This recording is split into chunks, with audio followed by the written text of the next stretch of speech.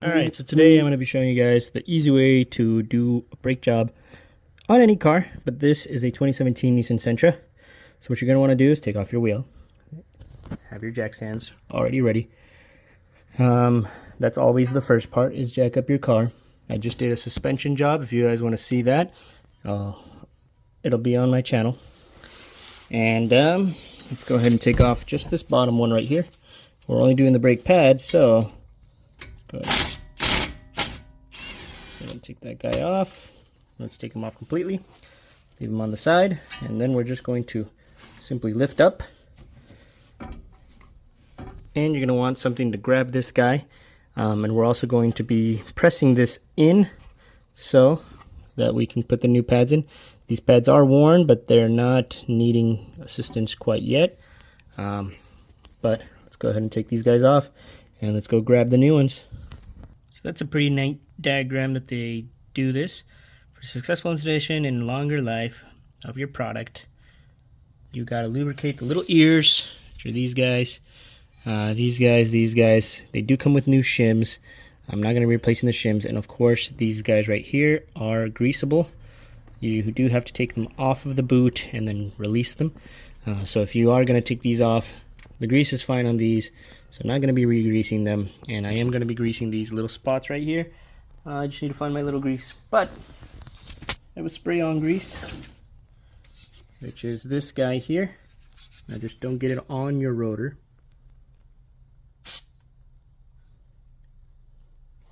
And then you're going to want to spray the little ears here on the side as well, and then the same thing on the other sides. So really you just need to do one side, not both, but if you do have a special little grease thing, this is all brake dust, so it's all just going to come right off. I don't like replacing the shims because then it causes squeaking later, but if you do want to replace the shims, you can go ahead and do that. You guys can see this is not too close, it's just the wheel's not on, so it's not being supported by anything because there's no screws on these. So really the only thing that holds the rotor in place is the wheel. So before I hear anything in the comments that, what the hell are you doing? It's like this, okay? And secondly, you want to do this job right, follow this diagram. I am doing this job for a customer that does not like to pay very much, so doing all this extra stuff, it's not really going to give me anything. But if you want to keep getting customers, go ahead. This is just a friend of mine, and I'm going to keep going. So let's grease up these guys and put them in place, and that's pretty much all that there is to it. We are going to grab my special tool that compresses this, and then we're going to compress that in, and that'll be pretty much it. Alright, so I have this ratcheting tool that you just go up and down,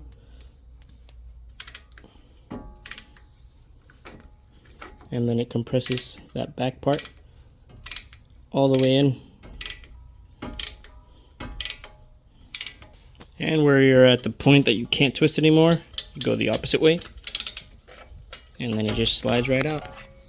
So now you have your flat, compressed little piston, and now you want to go ahead and slide it back in. Perfect every time. So now you got your new pads in there. Put your new pads in there, and you only had to take off one screw and your wheel. Go ahead and twist this back on. Okay, and that's pretty much it for the brake job, guys. You just got to tighten this back up. How many ugga-duggas does that take? 2 little ugga-duggas, and just for safe measures, we're going to tighten the top one, even though we didn't loosen it. Okay, and that's it. Now, if you over tighten these are sold separately. I found that out the hard way on a different car on over tightening them. But I don't like to use little, torques on these things, because I have broken them with torques as well, trying to use the recommended torque spec as well, and they still broke. So no torquing, just ugga-duggas. You can even use some medium strength thread locker if you'd like. I wouldn't, because then you'd have a very, very hard time getting these back out next time. But I always trust that torque spec on this guy. Never too much, never too little. And that is it for the video, guys. Do the same thing on the other side and you're set. Thank you guys for watching. Peace.